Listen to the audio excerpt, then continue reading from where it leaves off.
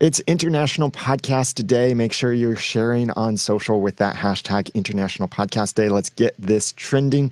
Next up is Cormac Moore from Ireland. He'll be sharing with us what podcasters or what radio can teach podcasters. Some great content coming up. And International Podcast Day would not be possible without our fantastic sponsors. So thanks to Blueberry, a full podcasting service company that can get you up and running with website hosting, professional stats, and more within 15 minutes.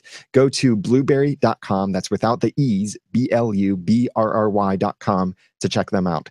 Thanks to Studio 21 Podcast Cafe, a full-service cafe with 2 working podcasting studios. Their grand opening is today, September 30th, 2017, on International Podcast Day. Learn more and visit them by going to studio21podcast.cafe. Thanks to The Messengers, a podcast documentary that really shows the incredible journey of podcasting from the top level, highly successful podcasters down to the independent podcasters you may have never heard, and you get to discover the magic behind what the podcasters do. Get your copy of The Messengers, a podcast documentary from iTunes and Amazon by visiting themessengersdoc.com. And thanks to Podable for their support. They revolutionize podcast discovery by providing recommendations tailored to you. Check them out at play.podable.co. That's play.podibele.co. And lastly, thanks to our bronze sponsors, the Audacity to Podcast, Modern Life Podcast Network, and Podbean. We really could not do this and celebrate International Podcast Day without our sponsors. So please check them out and support what they do. So I've got on the line with me Cormac Moore from Ireland, who will share with us what radio can teach podcasters. Cormac is a radio presenter, a comedian, and a podcaster from Dublin, Ireland, with a fantastic Irish accent as well. He has all kinds of experience in broadcasting and podcasting and connecting with an audience. So, Cormac, I'll turn it over to you. Thank you. Thank you very much, and really appreciate everyone over at the International Podcast Day for having us on, and also for organising this day. I think it's really, really good and shows how explosive I think podcasting is coming. So, as you just heard, I am a radio presenter, a stand-up comedian, and now a full-time podcaster. And in this talk, I kind of want to just share a few different things about what I feel radio can teach you about developing your podcasting. There's some overlapping with radio and podcasting. There's some isn't, but I just want to kind of talk about that. There's 5 specific things that I would like to touch on that I think you will hopefully get some sort of benefit from and some sort of value from. One of the things might turn into a personal rant because it's one thing that I hate that I see a lot of content producers online doing. Maybe not so much podcasters, but it's just one kind of pet peeve that I have that I really hope people will stop doing moving forward. And if you have any questions at all, I am currently live on the chat room, which is at internationalpodcastday.com/chat. So come on, say hello, say hi, let me know where you're from, and we'll have a bit of a chat. Any questions that you do have about anything that I'm saying, please drop it in there and I'll do my best to check in with it. If I am talking too fast and too Irish, please do let me know as well. I will try and slow it down. Sometimes I can kind of lose the run of myself, but we will crack on anyway. So I said I have 5 things that I want to tell you about that, fingers crossed, will have some impact on helping kind of move your podcast up a notch. But before I do that, I just want to give you a bit of a heads up into why I think podcasting is exploding and is going to continue to grow. And from personal experience within the industry, I know that radio is absolutely terrified of podcasts. And one of the reasons is it's terrified is that it's losing listeners to podcasts again and again with each and every year. In Ireland and in the UK and in some other places around the world, for the first time ever, I think the internet is really impacting radio. We're seeing listener figures start to dip and start to kind of collapse in many regions. And a lot of radio stations are getting very, very worried. Radio advertising revenue from the big brands is reducing as well. And it's been reducing on a consistent basis because they're not seeing the return from their commercial radio advertising as they were seeing in things like online. And that's why there is an opportunity that if you get in and you start to produce a really good podcast, more money is flooding into that industry. There may not be a lot yet, but there is a hell of a lot of money and spend going into podcasting, and it is kind of picking up that way. But radio is suffering from a few things, and I just want to say why I think podcasts are going to take off. And as you know from doing podcasts, one, it's an on-demand platform. I kind of look at podcasts as being the Netflix of radio, if that makes sense. You know, it's on demand. I don't have to listen in at 8:20 on a Monday morning to hear my favorite radio segment. You know what I mean? If I'm too busy, it doesn't matter. Podcasting allows you to do that. I also think that the podcast you're producing. For me anyway, a lot of it was in response to a lot of clickbait, sensationalist, BuzzFeed style headline crap that's out there. And I think people get really annoyed by clicking into these kind of stupid lists of like 27 of the most amazing cat memes ever. And number 4 is going to blow your mind. It's like, that's grand. But I think people are yearning out for a lot more content, a lot more valuable, deeper content, not just superficial scratching the surface kind of stuff. That's why I think podcasts are really good. And the one thing the podcast has over, let's say, radio interviews is that there is no restriction on your time if you're interviewing someone. When I was working in radio, you were incredibly pressurized for time because you had, if you were broadcasting from 8 a.m. to 9 a.m., you had to get 6 minutes of ads in. You had to play 70% music because that was our license at the time. You had to have 6 minutes of news. So you only had pockets of time where you could talk, and sometimes that would only be 2 to 3 minutes. And if you're working, or if you have a guest in, and it could be a huge celebrity guest, you can't really talk to them about anything. And that's where kind of radio is falling down in many ways, and why podcasting is picking that up, because podcasting, you can sit down for an hour or 2 hours and just chat with someone, and they'll give you up a wealth of information. I have had radio interviews where I have had to take a half an hour of a really good phone call interview with some of the biggest stars in the world and cut that down to 3 minutes. And it's so depressing, because you've all this gold that you could really, really use, and then all of a sudden it's just gone and it just fits in. So podcasting is brilliant because it allows you to have a normal, natural conversation, and it's more valuable and more interesting. And that's why podcasts are exploding. And that's why kind of radio is terrified, because radio doesn't have the freedom to do what podcasting does. So that's why I think, if you're in with a podcast and you're not seeing a lot of results yet, because it is growing, and it's growing all over the world. Hello to everyone who said hello from we got someone from Los Angeles, and I'm very clear. Glad to hear, Nancy, that I am very very clear, so that's good.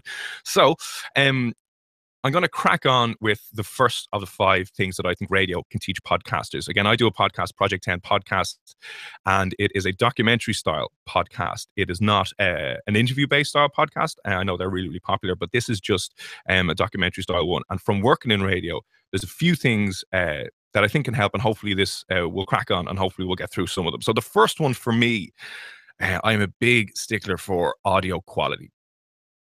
And I really think that in podcast land, this tip has to be the most important, because you can have the greatest content in the world. You could have the greatest story. You could have the greatest piece of news or whatever it is.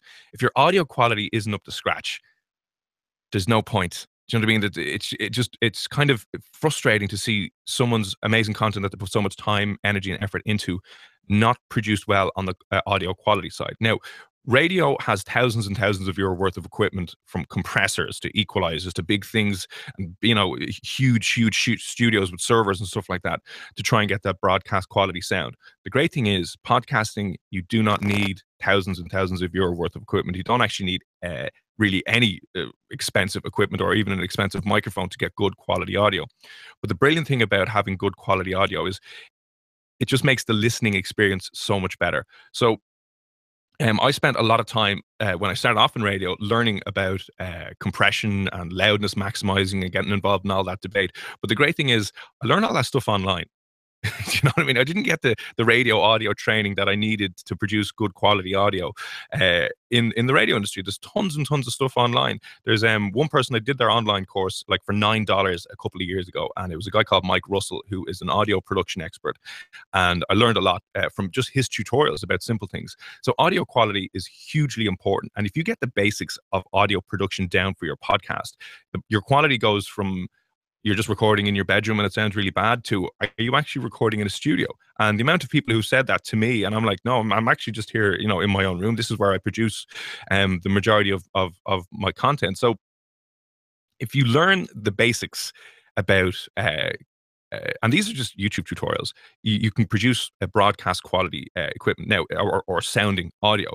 If you And if you know, even if you don't have the time to do that, one of the things I want to give two free pieces of information about how you can change and improve the sound of your podcast. If you see here, over the last number of months, I've invested in sound paneling. You can see some sound paneling behind me. I have it in front of me as well. But before I got that, and again, I've been slowly building up small pieces to a studio. Before I got that, there was two ways I used to record audio that made it sound fantastic. The first way was under my quilt. Okay. Quilt, you look like an absolute idiot. Okay. But you have to be, again, real particular about your audio. You have to make it sound absolutely, absolutely fantastic. Hello to South Africa and hello to Denmark as well. Thank you very much for tuning in. So just a simple thing of recording underneath your quilt, I found was very, very good. You look, as I said, you look really stupid, but the quilt is going to dampen out all that sound. Okay. If you don't want to look that stupid, but you want to improve the sound, and you want to get that studio sound, go to your wardrobe. And I've done this numerous times. If you go to your wardrobe, which is full of clothes, which are going to dampen the sound, set up a mic into that and speak into your wardrobe. Unbelievable sound quality. And I've gotten on a very, very cheap microphone when I started off doing kind of my own home production and speaking into a wardrobe, that the sound production quality is ridiculous. It's as good as studio quality because you're getting that dampening effect. And what I did was, if you open the two doors, you can hang the quilt behind you. So now you've got double the amount of sound kind of cancelling. And it just really, really makes it a hell of a lot easier in the editing, that you don't have to do so much with boosting audio. And it just gives you a beautiful, clean, crisp sound. So if you're trying to improve the quality of your audio, go under your quilt if you want to look like a bit of a madman, and that's fine too. And as well as that, talk into your wardrobe. Even if you have an expensive microphone, there are two cheap ways. It's just podcasting. You've only got to get two things right with podcasting, in my opinion. One is the content, and second is the audio quality. And you have got to make the listening experience as clean, as undisrupted, as smooth as possible. And the last thing you want is to kind of have audio that is either very echoey or isn't really as produced well as possible. And you can have a few of those tricks if you are kind of doing a voiceover feature style thing. So audio quality is huge. Go learn about compression if you can, and invest a little bit of time into your production, because for free you can get increase your audio skills so that you go from an amateurish sounding podcast to a broadcast quality podcast. And it's so impressive, and that is the impression that you'll give your listeners, that this is a serious deal and this is a serious production that's going to add a lot to the value and the perception of your podcast. The second thing, which this is a kind of funny one. In radio, we used to have these things called air checks, and air checks they're horrible. Basically, you go in once a week with your program director and you sit down, and the program director has grabbed an hour of your radio show from that morning, and you sit down and you listen back to the entire thing. And it's horrible because anyone knows, we hate hearing the sound of our own voice, and it's just like, oh, terrible. And you have to sit in a room of people listening back to your audio. And one of the tips that is given in radio about being a good radio presenter is this idea of forward selling, hooking and teasing. Now, that's funnily enough defunct for radio because of the internet. So giving an example of this, a good radio practicing presenting skill is if I'm coming up to a commercial break, I'm meant to forward sell the music and maybe, say whatever else is coming up. So it's coming up to an ad break. I'm about to hit the first ad and I'll be like, on the way in 10 minutes time, Justin Bieber's new song is going to come up, boom. And I hit go and we're away. And that's meant to be a good radio technique. Now that worked brilliantly before the radio or before the internet came along, because now if I'm listening to the radio and someone says in 10 minutes time I'm going to play Oasis or Justin Bieber or whoever it is, why would I sit through 3 minutes of ads, 3 minutes of news, weather and traffic, and then maybe hear the song with the DJ talking over it or coming off the end of it?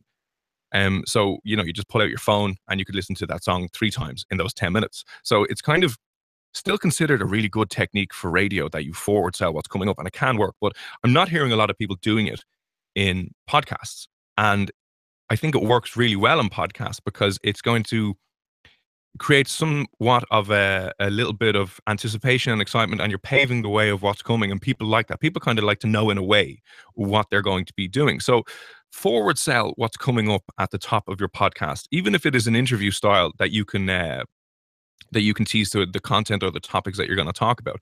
I do, as I said, a feature style documentary podcast in which I talk to a variety of different people about one topic in the podcast. And at the start of it, I will do like a grab of all the snippets of the bits and kind of go, coming up in this episode, here we go. I've heard one or two people doing it really well in podcasting, but I think it's just something to point out that if you want to have people listening longer to your episodes, tell them what's coming up, and sometimes don't tease them what's coming up. Teasing was always great with radio, and I tried to do that at the start of this presentation here as well. I was telling you about, in a few moments, I'm going to tell you about the one thing that people are doing online that drives me absolutely insane. And some people want to know that. So if you can figure out a sexy, juicy hook and a tease that make people go, oh, I'm going to listen through all of this because I want to hear and figure it out, people are going to be invested in spending more time in your podcast, which is great for you. So moving on to a third bit now. When you produce your podcast, you obviously know that it takes a hell of a lot of time, energy, and effort to produce. Like, as soon as you get into podcasting, you realize that there was so much more work than you thought, because as an independent podcast producer, you have to look after the audio, the research, the production, the social media, and all of a sudden you're swamped, right? But one of the things I haven't seen very many people do this at all, and it's kind of standard practice in the radio industry, which you need to start doing. I really believe you need to start doing, is allowing people to sample your podcast. On a breakfast show, what we did, my producer would be out, listening to the show, prepping the show. And part of his job would be to, if there was ever a really funny bit in the breakfast show, a really interesting bit or something that would catch your ear, he'd mark it down. And then after the show, he'd grab that audio and that would be made into a 30-second clip called a gold bit. It was, the best bit of the show. And that would be advertised during the day, during the other ad block. So it'd be advertised during the morning music show, drive time, and the evening. And the idea being that people who may not tune in in the morning hours would hear those small clips and kind of go, oh, I'll tune into that the following day. So you're asking someone, to just sample you and to kind of tease them. Because if you're doing a podcast episode that is 30, 40, 50, 60 minutes long, and nobody knows who you are, nobody knows your brand, nobody knows the podcast, it is too much to ask them to sit down for an hour to listen to somebody they haven't got a clue of. No one is going to invest that time. You're not going to invest that time. So you have to tease out your content in a little bit of a better way. So what I have started doing is taking that same idea. So anytime I have a podcast episode go out, I'll create probably between 5 and 10 30-second clips that I'll upload onto SoundCloud and that I'll tease out through social media. Because if you think about it, if you're sitting there with your if you're sitting there in your feed, in your Twitter feed or on your Facebook feed, and you see an audio or a video file coming up that's an hour long, chances are you're not going to watch it. But if you see 15 seconds or 20 or 30 seconds, you might just dip it. You might just tip it and kind of go, oh, okay, I'll give this a little bit of a listen. And I don't see very many podcasters doing that. And I think that's one of the reasons why people might be frustrated, in that you've put in so much time, energy, and effort into this work, and all of a sudden it's not being listened to. So a few of the ways that I'm experimenting with that, as I said, with SoundCloud. So you're putting it up on SoundCloud, and I know Ray, the last speaker, spoke about tagging in the people that you've interviewed. And this is another way to do that, because I will have 30 seconds of one person that I've interviewed and I'll tag them, and then people can sample it. And at the end of that audio file, I didn't do it for the first few, but I've done it since. At the end of the audio file, I'll just, have a forward cell or a tease back to the full episode. I'll go, this excerpt was taken from the full episode, which you can find on iTunes and Podbean, blah, blah, blah, blah, blah. So that's just one way of sampling out your audio. The second way to do it is start producing video from your podcast. Now, again, if you're on your own and you haven't got a good studio setup, or you haven't got good cameras, or you just don't want to do that kind of video, a lot of people are just uploading a picture of either the brand logo of the podcast or the person that they've interviewed, throw the audio underneath it, and all of a sudden you can throw that onto YouTube now, or you can throw that onto Facebook now. And people, and we know that video is being pushed a lot more on Facebook. So now you have a 30 or a 60-second clip coming up in someone's feed that they can play. They see the person who's being spoken about, and that's their way to kind of get a sample of your stuff again that you can push. So that has proved really, really well. And then I started doing that on Instagram, and you'll see some people doing that on Instagram stories as well, and on Twitter, that you push out a video feed. And I've started using some animations on it as well, because you've seen some of the audio graphs that are coming up. If you can check out After Effects, and there's other programs online that'll do that for free. But it just gives some sort of visual animation to your clip. And what I'm experimenting with at the moment right now is kind of going back to something that was popular a few years ago, but getting kinetic typography videos done for a 30-second teaser clip, so that you're just, we're visual creatures. As much as audio podcasts have exploded, which they have, we're visual creatures. You have a bigger presence this way on YouTube and on Facebook, that you can produce a lot of visually stimulating media as well. So hopefully that makes sense, that gold bits are hugely important. You want somebody to sample your podcast. You want someone to sample your podcast in a way that isn't going to be inconvenient for them, because this is what podcasting is all about, making it really convenient.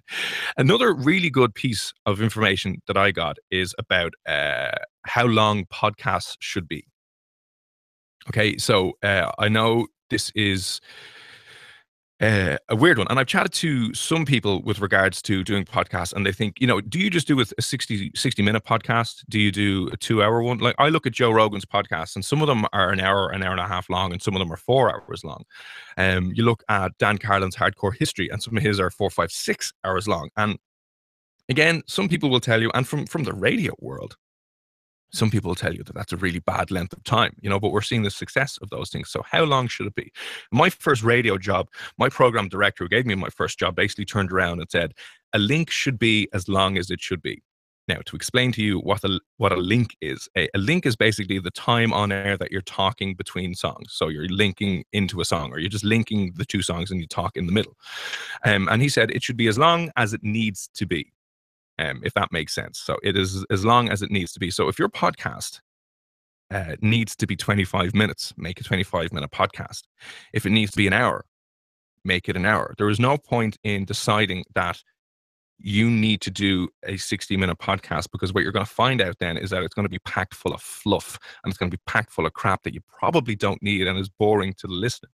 So it needs to be as long as it needs to be. My first podcast episode that I did in this series that I'm working on, I think it was like 48 minutes, and the second one was an hour. So don't restrict yourself by time. It comes back to the first thing that I kind of mentioned, that radio is restricted by time because somebody else is coming in. You've got to play songs. You are restricted to your allocated time slot, and that's where the pressure comes from, and that's positive and negative.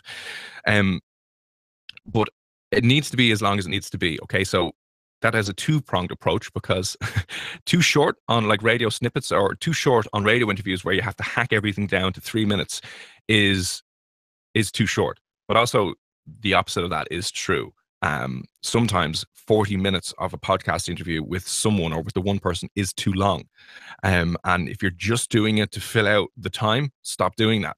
Okay, just stop doing that. And one of the ways that I find is a really good way to decide that out. Now, this will be different if you're doing a live podcast, but if you are able to pre-record and edit, one of the things that I always do is that when I'm editing the audio or listening back, if I start drifting off and thinking about something else, there's something wrong. Do you know what I mean? And I've done that so many times where I'm listening and I've convinced myself that this is an amazing interview that I've done because I'm such an amazing interviewer, but I'm not. It's not that, sometimes interviews are just, parts of it are boring. So I will listen back to what I've been talking about with this person. And if I start drifting off, something has to go. Something has to go. And I think you have to be really ruthless about this as well. And even speaking about this, here in Dublin, last night wrapped up the first ever Dublin Podcast Festival, again, showing how really good it is.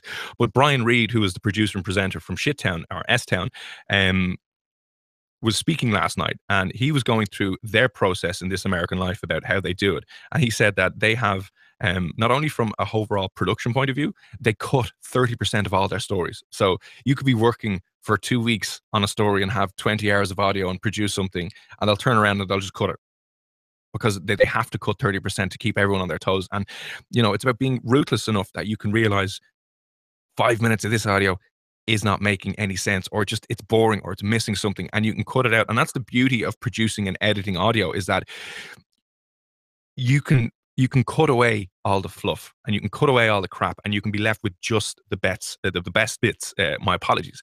So I think when you're looking at the length of it, radio limits you to broadcast timings. Podcast doesn't, and podcast gives you a wide open plain field, and it can allow you to go much, much longer. But don't stop there and let yourself off the hook and just kind of go, oh, that's done. If you can edit it down, edit it down. And remember, focus on your listener and give your listener the best possible product.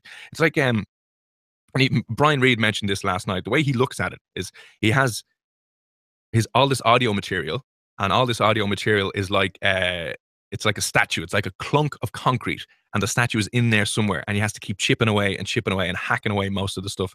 If you are doing a pre-record feature style podcast as opposed to a live podcast, hack away at it as much as you can, even though it might be a little bit uncomfortable, and leave it for a few hours or a day and come back to it. Because I've even listened back to some of my stuff and kind of gone, you know what, could have cut that. So I hope that makes sense. So that's, again, it needs to be as long as it needs to be, but don't, be ruthless with your editing if you can be.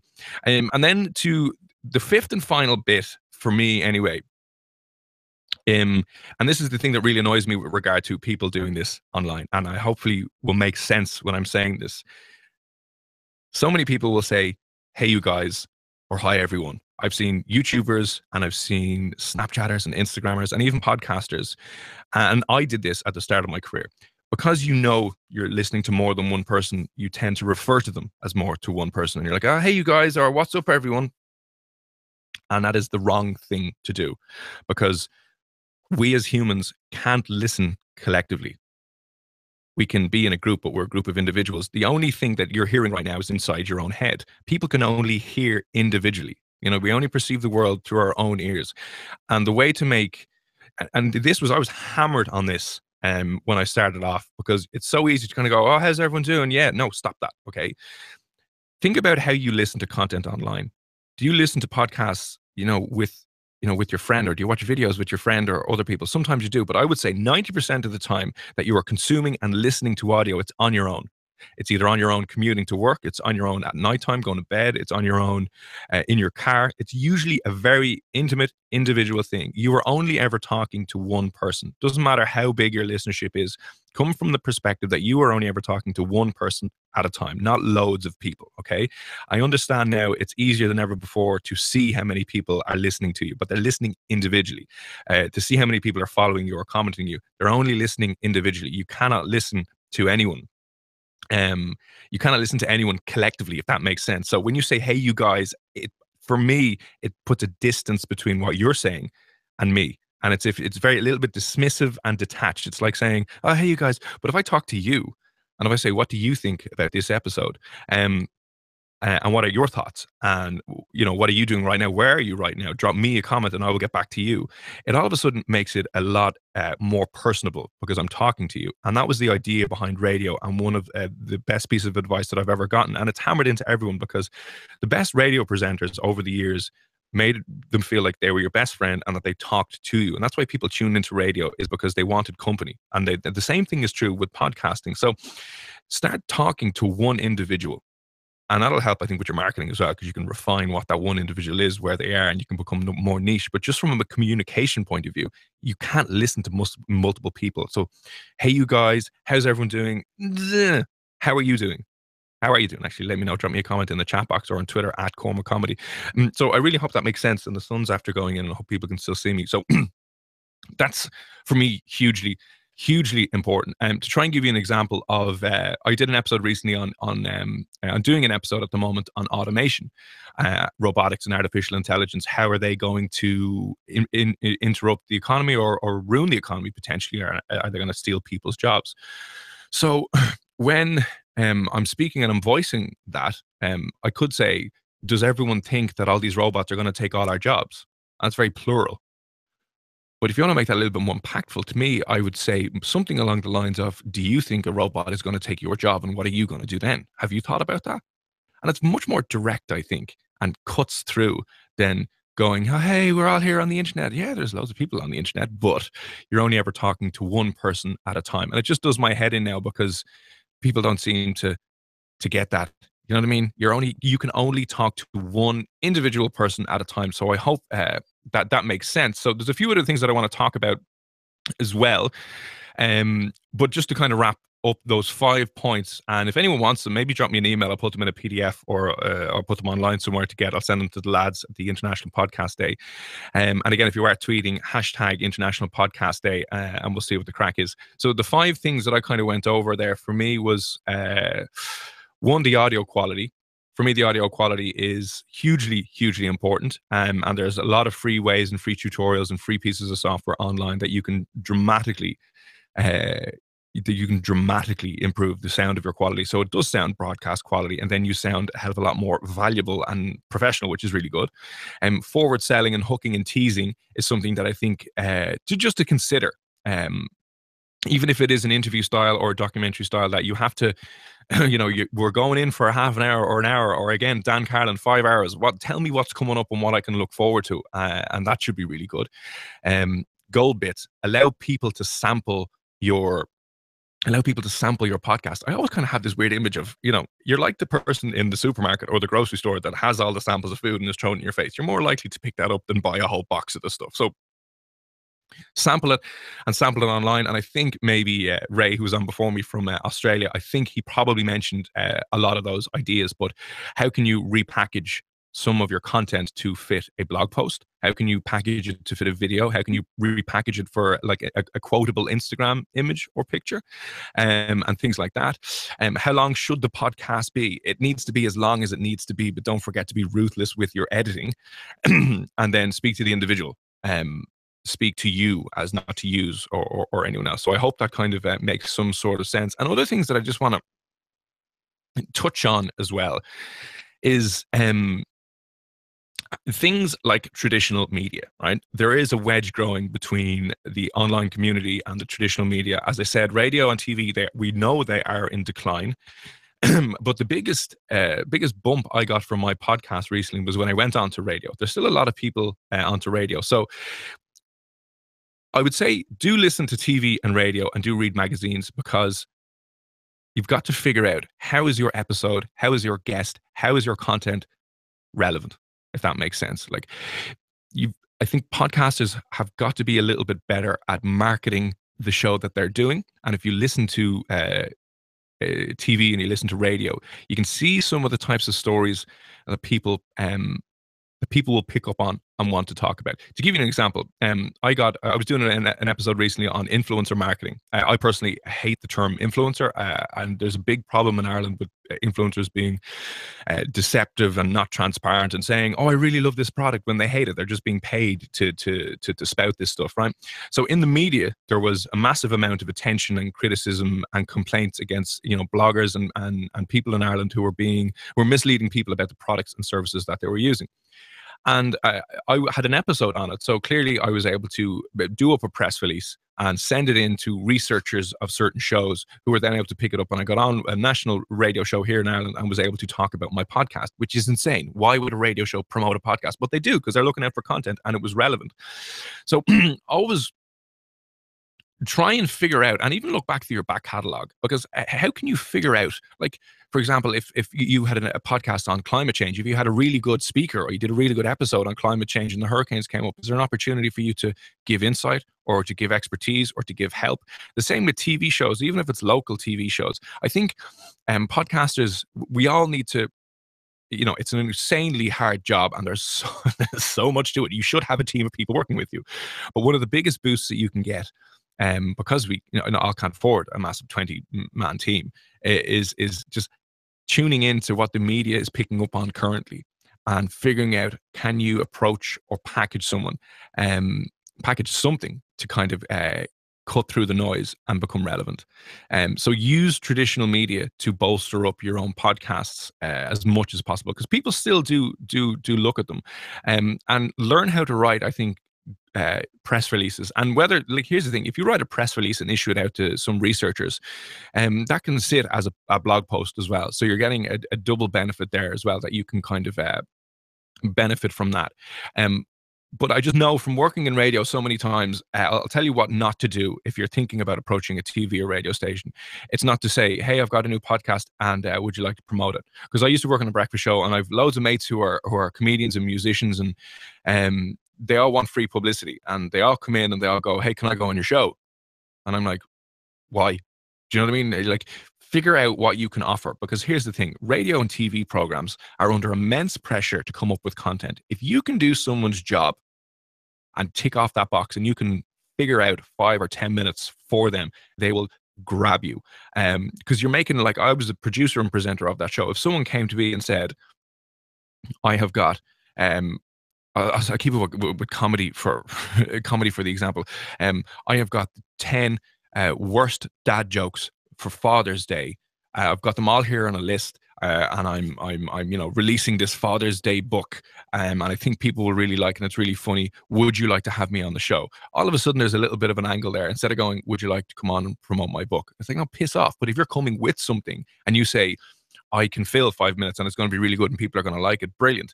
So think about how you can leverage your content for other media platforms and what you can give and how you can make a producer or a writer or presenter's life way easier, and approach it from that way, because there's nothing worse than people kind of going, can I go on your show?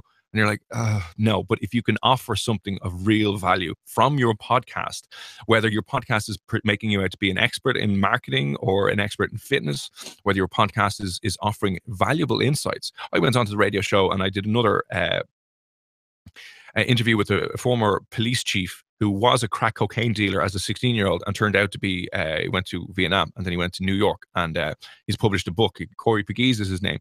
And I was able to kind of go in with that. And one of the episodes was on legalizing drugs in Ireland to reduce violence. So that was a big debate at the moment. At the time, I had this brilliant piece of content that this guy had given me from a phone interview about how he used to deal drugs and turned his life around and how he thinks we should change our approach with it.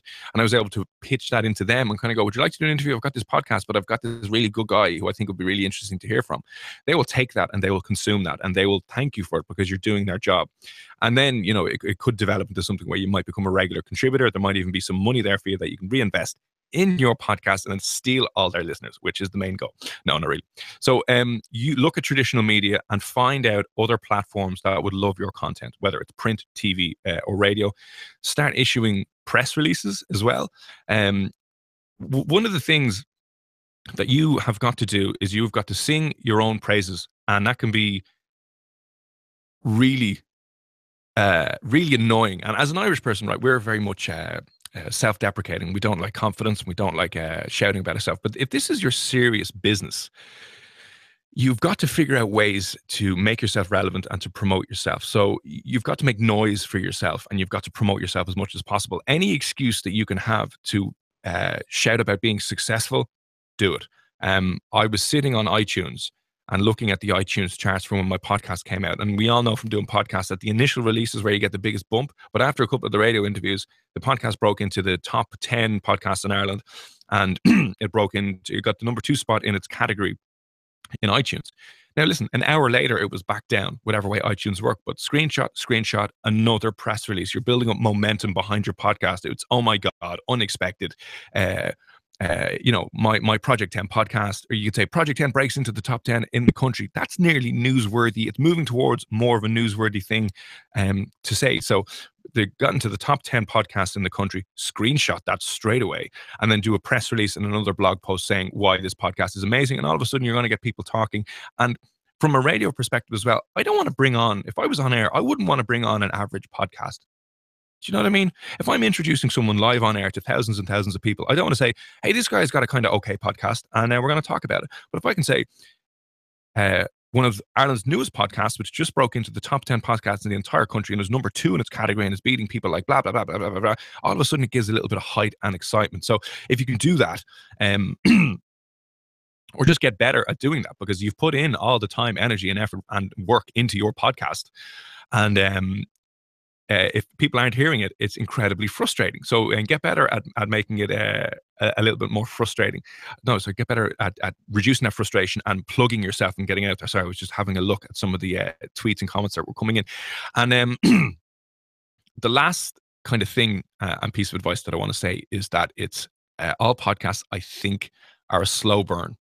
And I think you have to stick with it until you start to see some of the returns that are definitely out there. But it's a much slower burn. And I said that before because, one, you're asking for an hour of someone's time usually. Some of you are asking for more than an hour of someone's time. And that's a big ask. But the more content that you start throwing out there, the better that's going to become. And I've seen this with a lot of successful podcasts in Ireland here. There's 2 that I want to give a shout out to that have done this brilliantly well. Those Conspiracy Guys is a brilliant podcast. It's a comedy podcast just all about conspiracy theories. And it's brilliant if you just want to get all warpy and wacky and just kind of delve down that hole. And it's brilliant and it's specific and it's niche. But they have hundreds and hundreds of episodes and they have built up a massive fan base. Only after, I would say, after a year's work, they really started reaping the rewards to that and are now, they've got subscribers. They've got probably hundreds of thousands of downloads every month. They've got donations coming in on Patreon. They've got advertising interest. And it's doing really, really, really well because they kept at it for ages. The second one is one of Ireland's top podcasters, a guy called Jarlath Regan, who does An Irishman Abroad. He's like 200 episodes in. And I would say, again, it's only after maybe 50 or 60 episodes that people start getting traction, people start getting involved, and people start talking about it and start picking it up. So this isn't really going to be a viral sensation BuzzFeed type industry. You can't put an article together that says something sensationalist to get people click on and go, hey, look, we've got 100,000 views. And that's good because I think people are yearning for more quality content on their podcasts. And it's up to you to produce that quality content. That takes time, energy, and effort. And it also takes time to get it going. So I will say is that it's definitely a slow burn. I know I caught the end of Ray from Australia's last chat. He talked about the 6 Ps of promoting your podcast. Maybe check his stuff out because he probably has it online somewhere. There are ways to speed that process up. He mentioned one of them about tagging in your interviewees and always looking to tag in. Like if you can get an interview with someone who's got 50,000 Twitter followers and stuff like that, that helps give you a bump. But it's a slow burn. So I think just kind of stick at it and you will reap the rewards a little bit longer down the line. But I think when you start getting new and more subscribers and they're going to start churning into your older back catalog of episodes, you're going to hit like a critical mass point and kind of keep going and build up your listenership and audience there. So I hope that makes sense and I hope that wasn't too rambly. That's pretty much everything I have. I'll probably put these 5 points that I talked about and some other links in a PDF document. So if anyone wants them, drop me an email or drop me a tweet and I'll organize that, or I might say it to the lads. So I just want to say thank you for everyone for tuning in. I'm just going to have a chat with some of the people here on the chat room who was over at internationalpodcastday.com/chat. We have people from Los Angeles, South Africa. Hello, the Penguin. Karen, hello from Denmark. And let's see, Pamela, Detroit. Cool. I don't know anyone from Detroit. Started my own radio show within 6 weeks, as migrated to a podcast instead. Good move for me. Yeah, it's definitely a good move. You know, you can do, and here's the thing, the future of radio is going to, they've turned off the FM signals it's either Sweden or Denmark. Maybe Karen, you can tell me, but I know in one of the Scandinavian countries, FM radio is no more and it's moving to digital audio broadcasting. So radio is moving to just going to be creating stuff for an online format. That's what's going to be the shift. It's going to be online. Breakfast radio is going to become online radio TV. And when we have self-driving cars, radio's gone. But it will be moving to an online platform. And that's why podcasting, you position yourself now and build up an audience in the long run is going to be good. So I just want to say hello to West for East. You've been here for ages. I've seen you in the last group as well. Hello, how are you doing? Hi, Pamela again. Nancy, Cornwall, Ontario. Hello. And Nancy, Nancy Summers as well. So you're listening to podcasting running and in the car. Yeah, I know a lot of people do that as well. They do it. Hello, Emily from Connecticut. Daniel, how are you? Daniel, if you had me, you put this whole thing together. Hope everything's good. And West for East is in Beijing. Jason is in Minnesota. So I suppose that's really kind of it from me. I hope that was long enough now. I've been waffling on loads. If you've any, I'll hang around here now. If we've any questions about anything that I've said that maybe didn't make sense or you haven't got a clue what I was saying, do drop me a comment here. Drop me a comment here or on Twitter at Cormac Comedy. And if you want to check out my own podcast, my podcast is called Project 10. It's at P10 Podcast on Twitter and on Instagram and on Facebook. And the podcast that I'm trying to get up and get off the ground is a 10-part documentary style podcast. Thank you, West for East. Appreciate that. And Nancy Summers, really appreciate that. Maybe leave the links. If you guys have podcasts as well, we'll drop them in the chat box as well, because I'd love to check out what other people are doing and to get an idea, because I found that really good. Linking up with other podcasters because they give you ideas. they give you ideas and stuff about what to do. But my podcast, project10podcast.com, if you want to check it out up online, it's a documentary style podcast that covers everything from automation, as I said, robbing your jobs, legalizing drugs, universal basic income, privacy, gaming. So stuff that kind of entertains and interests me as well. So as I said, any questions, you can drop them to @CormacComedy. And you can drop them in the chat room here, which is on internationalpodcastday.com/chat. And again, if you are a podcast producer, do drop a link to your podcast so I can check it out. And I can drop your links as well, so I can kind of follow you guys. But I hope that was okay. And again, massive thank you to the guys who organized the International Podcast Day. It's been a long, tiring day for them all, so kudos to them for doing that. Massive thank you for everyone who has been in here, chatting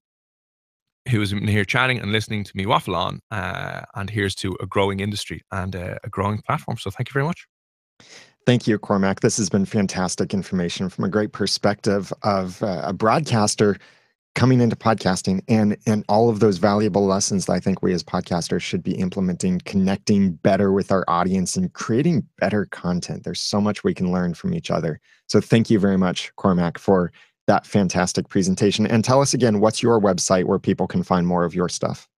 My stuff is currently online at project10podcast.com. So that's a 10 with a 1 and a 0. And you can check out the stuff there. It's Project 10 Podcast on iTunes, SoundCloud, Podbean, and all the other usual places that people can get their or find their podcasts from as well. Fantastic. Thank you very much. Thank you very much. Our live International Podcast Day event continues. Please remember to use the hashtag International Podcast Day for anything that you're posting on social. If you're catching sound bites from these things, if you're making little images on Instagram, if you are telling stories on Instagram, well, you can't put hashtags in Instagram stories, but you can put hashtags in Instagram, Twitter, Facebook, other social networks. Coming up next, we'll have Alexander Lauren from Canada sharing with us finding balance in podcasting and life. International Podcast Day would not be possible without our great sponsors. So thanks to Blueberry, thanks to Studio 21 Podcast Cafe, thanks to The Messengers, a podcast documentary, thanks to Podable, and thanks to our bronze sponsors, the Audacity to Podcast, Modern Life Podcast Network, and Podbean. And thank you for watching this, being part of International Podcast Day.